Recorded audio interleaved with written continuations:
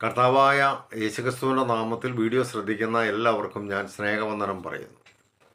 പ്രിയ സഹോദരന്മാരെ, ഞാൻ ഇന്ന് നിങ്ങളോട് അല്പസമയം പങ്കുവയ്ക്കുവാൻ ആഗ്രഹിക്കുന്ന കാര്യം എന്ന് പറയുന്നത്, വിശ്വാസികളായിരിക്കുന്ന നാം പാപം ചെയ്തു കഴിഞ്ഞാൽ ആ പാപം ക്ഷമിക്കേണ്ടതിന് ദൈവം വെച്ചിരിക്കുന്ന രണ്ട് വ്യവസ്ഥകളുണ്ട്. അതിലൊരു വ്യവസ്ഥകൾ മാത്രമേ നമ്മൾ ശ്രദ്ധിക്കാറുള്ളൂ. ആ ഒരു വ്യവസ്ഥ എന്താണെന്ന് ഞാൻ വായിച്ച് കേൾപ്പിക്കാൻ ആഗ്രഹിക്കുകയാണ്. യോഹന്നാൻ എഴുതിയ 1-ാം ലേഖനം അതിൻ്റെ 1-ാം അധ്യായത്തിൻ്റെ 9-ാം വാക്യത്തിൽ നമ്മളിങ്ങനെ വായിക്കുകയാണ്: നമ്മുടെ പാപങ്ങളെ ഏറ്റുപറയുന്നുവെങ്കിൽ അവൻ നമ്മോട് പാപങ്ങളെ ക്ഷമിച്ച് സകല അനീതിയും പോക്കി നമ്മെ ശുദ്ധീകരിപ്പാൻ തക്കവണ്ണം വിശ്വസ്തനും നീതിമാനുമാണ്. ഇവിടെ യോഹന്നാൻ്റെ ലേഖനത്തിൽ നമ്മൾ വായിച്ചത് എങ്ങനെയാണ്? നാം നമ്മുടെ പാപങ്ങളെ ദൈവത്തോട് ഏറ്റുപറയുന്നുവെങ്കിൽ ആ ദൈവം നമ്മുടെ പാപം ക്ഷമിച്ച് സകല അനീതിയും പോക്കി നമ്മെ ശുദ്ധീകരിപ്പാൻ തക്കവണ്ണം ദൈവം വിശ്വസ്തനും നീതിമാനുമാണ് എന്നാണ് നമ്മൾ വായിച്ചത്. അപ്പോൾ ദൈവമുമ്പാകെ നമ്മുടെ പാപങ്ങളെ നാം ഏറ്റുപറയുമ്പോൾ ദൈവം നമ്മുടെ പാപം നീക്കി നമ്മെ ശുദ്ധീകരിക്കാൻ തക്കവണ്ണം ദൈവം വിശ്വസ്തനാണ് എന്നാണ് പറയുന്നത്.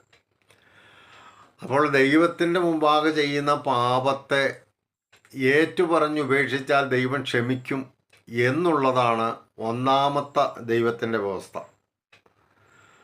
അപ്പോൾ ഈ വ്യവസ്ഥ പ്രകാരം വിശ്വാസികൾ പാപം ചെയ്തു കഴിഞ്ഞാൽ ഉടനെ ദൈവത്തോട് ഏറ്റുപറയുകയും ആ പാപത്തെ ഉപേക്ഷിക്കുകയും അപ്പോൾ ദൈവം ആ വ്യക്തിയോട് പാപം ക്ഷമിക്കുകയും ചെയ്യുന്നു എന്നുള്ളതാണ്. ഈ ഒരു വ്യവസ്ഥ പ്രകാരമാണ് അനേക വിശ്വാസികളും ചെയ്തു പോരുന്നത്. എന്നാൽ ഇതല്ലാതെ ഒരു വ്യവസ്ഥ, പാപം ക്ഷമിക്കുവാനുള്ള ഒരു വ്യവസ്ഥ ദൈവം വെച്ചിട്ടുണ്ട്. അപ്പോൾ നമ്മൾ ദൈവത്തോട് ഏറ്റു പറഞ്ഞില്ലെങ്കിൽ പോലും ദൈവം പാപം ക്ഷമിക്കുന്ന ഒരു വ്യവസ്ഥയാണത്. ആ വ്യവസ്ഥ ഞാൻ യോഹന്നാൻ്റെ ലേഖനത്തിൽ 1-ാം അധ്യായത്തിൽ തന്നെ രേഖപ്പെടുത്തിയിട്ടുണ്ട്. അത് ഞാൻ വായിച്ച് കേൾപ്പിക്കാം.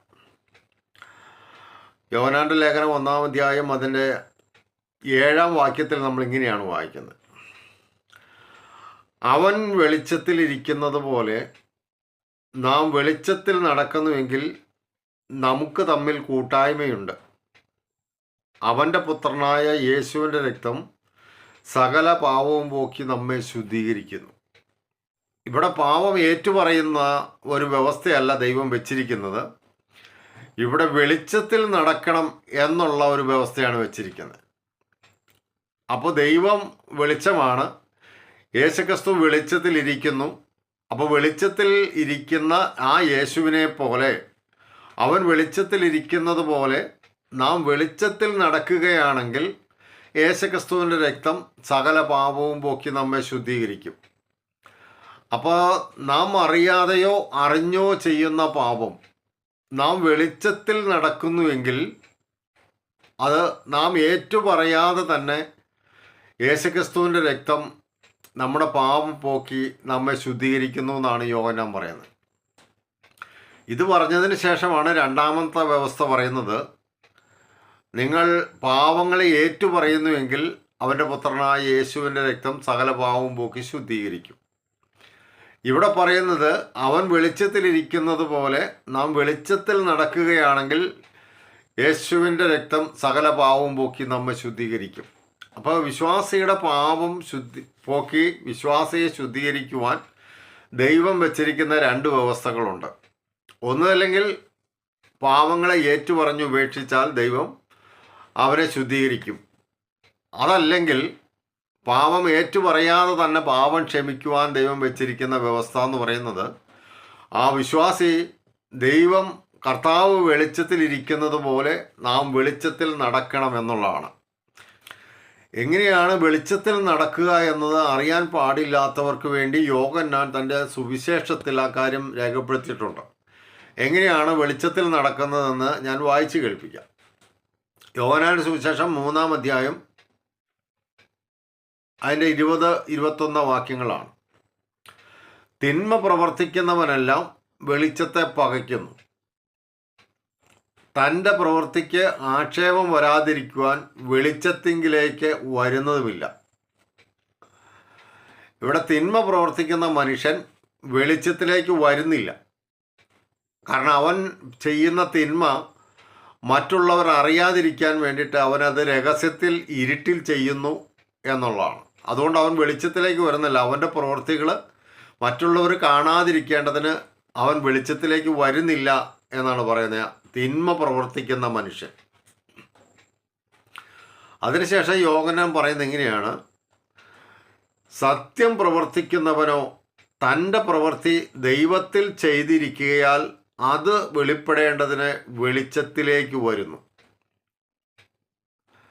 അപ്പോൾ തിന്മ പ്രവർത്തിക്കുന്ന മനുഷ്യൻ അവൻ്റെ പ്രവൃത്തി ആരും അറിയാതിരിക്കാൻ വേണ്ടി അവൻ വെളിച്ചത്തിലേക്ക് വരുന്നില്ല.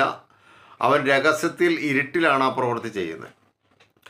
എന്നാൽ തിന്മ പ്രവർത്തിക്കുന്നതിൻ്റെ എതിര് നന്മ പ്രവർത്തിക്കുക എന്നല്ല യോഹന്നാൻ ഇവിടെ എഴുതിയിരിക്കുന്നത്. തിന്മയുടെ എതിരായിട്ട് യോഹന്നാൻ എഴുതിയിരിക്കുന്നത് സത്യം പ്രവർത്തിക്കുന്നവനോ എന്നാണ്. സത്യം പ്രവർത്തിക്കുന്നവനോ തൻ്റെ പ്രവൃത്തി ദൈവത്തിൽ ചെയ്തിരിക്കൊണ്ട് അത് വെളിപ്പെടേണ്ടതിന് വെളിച്ചത്തിലേക്ക് വരുന്നു. ഒരു മനുഷ്യൻ വെളിച്ചത്തിൽ നടക്കുന്നത് എങ്ങനെയാണ് എന്നാണ് യോഹന്നാനോട് പറയുന്നത്. വെളിച്ചത്തിൽ നടക്കുന്നത് എങ്ങനെയാണെന്നറിയോ? സത്യം പ്രവർത്തിക്കുന്നവനെല്ലാം വെളിച്ചത്തിലാണ് നടക്കുന്നത്. തിന്മ പ്രവർത്തിക്കുന്നവനെല്ലാം ഇരുട്ടിലാണ് നടക്കുന്നത്. അപ്പം വെളിച്ചത്തിൽ നടക്കുക എന്ന് പറഞ്ഞാൽ അതിൻ്റെ അർത്ഥം സത്യം പ്രവർത്തിക്കുക, സത്യസന്ധരായിരിക്കുക എന്നുള്ളതാണ്. സത്യം പ്രവർത്തിച്ച് സത്യസന്ധരായി ജീവിക്കുന്ന ഏതൊരു മനുഷ്യനും അവൻ വെളിച്ചത്തിൽ നടക്കുന്നവനാണ്. സത്യം പ്രവർത്തിക്കുകയും സത്യസന്ധമായി നടക്കുകയും ചെയ്യുന്നവരെല്ലാം വെളിച്ചത്തിലാണ് നടക്കുന്നത്. അതുകൊണ്ടാണ് തെസ്സലോനിക്കർക്ക് ലേഖനം എഴുതിയപ്പോൾ പൗലോസ് അപ്പോസ്തലൻ വിശ്വാസികൾ വെളിച്ചത്തിൻ്റെ മക്കളാണ് എന്ന് എഴുതിയിരിക്കുന്നത്. അപ്പോൾ നാം വെളിച്ചത്തിൻ്റെ മക്കളായതുകൊണ്ട് നാം വെളിച്ചത്തിൽ നടക്കണം. വെളിച്ചത്തിൽ നടക്കണമെങ്കിൽ എങ്ങനെയാണ് നടക്കേണ്ടതെന്ന് യോഹന്നാൻ പറയുന്നു. സത്യം പ്രവർത്തിക്കുന്നവനെല്ലാം വെളിച്ചത്തിലേക്ക് വരികയും വെളിച്ചത്തിൽ നടക്കുകയും ചെയ്യുകയാണ്. അപ്പോൾ സത്യം പ്രവർത്തിച്ചുകൊണ്ട് സത്യസന്ധമായി ജീവിക്കുന്ന വ്യക്തി പാപം ചെയ്തു കഴിഞ്ഞാൽ അവൻ ചെയ്യുന്ന പാപം ഒരിക്കലും മനഃപൂർവ്വം ചെയ്യുന്ന പാപമായിരിക്കത്തില്ല. അവൻ്റെ ജീവിതത്തിൽ വന്ന് സംഭവിക്കുന്ന അറിയാത്ത പാപമായിരിക്കും. അപ്പോൾ ആ പാപം അവൻ ഏറ്റുപറയാതെ തന്നെ യേശുക്രിസ്തുവിൻ്റെ രക്തം ആ പാപം പോക്കി ശുദ്ധീകരിക്കുന്നു എന്നുള്ളതാണ് ദൈവം വെച്ചിരിക്കുന്ന രണ്ടാമത്തെ വ്യവസ്ഥ. ഒന്നാമത്തെ വ്യവസ്ഥ, പാപം ചെയ്ത വ്യക്തി അറിഞ്ഞു ചെയ്താലും അറിയാതെ ചെയ്താലും പ്രാർത്ഥിക്കുമ്പോൾ ഇങ്ങനെ പറയും, കർത്താവേ, എൻ്റെ ജീവിതത്തിൽ അറിയാതെ വന്നുപോയ പാപം പോലും നീ ക്ഷമിക്കണമേ എന്നിങ്ങനെ നമ്മൾ ഏറ്റുപറയാറുണ്ട്. അപ്പോൾ ഒന്നാമത്തെ വ്യവസ്ഥ എന്ന് പറയുന്നത് പാപം ഏറ്റുപറഞ്ഞുപേക്ഷിച്ചാൽ ദൈവം നമ്മുടെ പാപം പോക്കി നമ്മെ ശുദ്ധീകരിക്കും.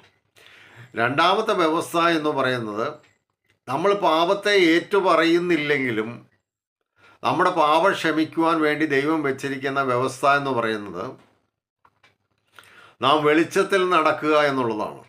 നാം വെളിച്ചത്തിൽ നടക്കുന്നുവെങ്കിൽ അവൻ്റെ പുത്രനായ യേശുക്രിസ്തുവിൻ്റെ രക്തം നമ്മുടെ സകല പാപവും പോക്കി നമ്മെ ശുദ്ധീകരിക്കും. വെളിച്ചത്തിൽ നടക്കുക എന്ന് പറഞ്ഞാൽ സത്യം പ്രവർത്തിക്കുകയും സത്യസന്ധമായി നടക്കുകയും ചെയ്യുക എന്നാണ് വെളിച്ചത്തിൽ നടക്കുക എന്നുള്ളതിൻ്റെ അർത്ഥം.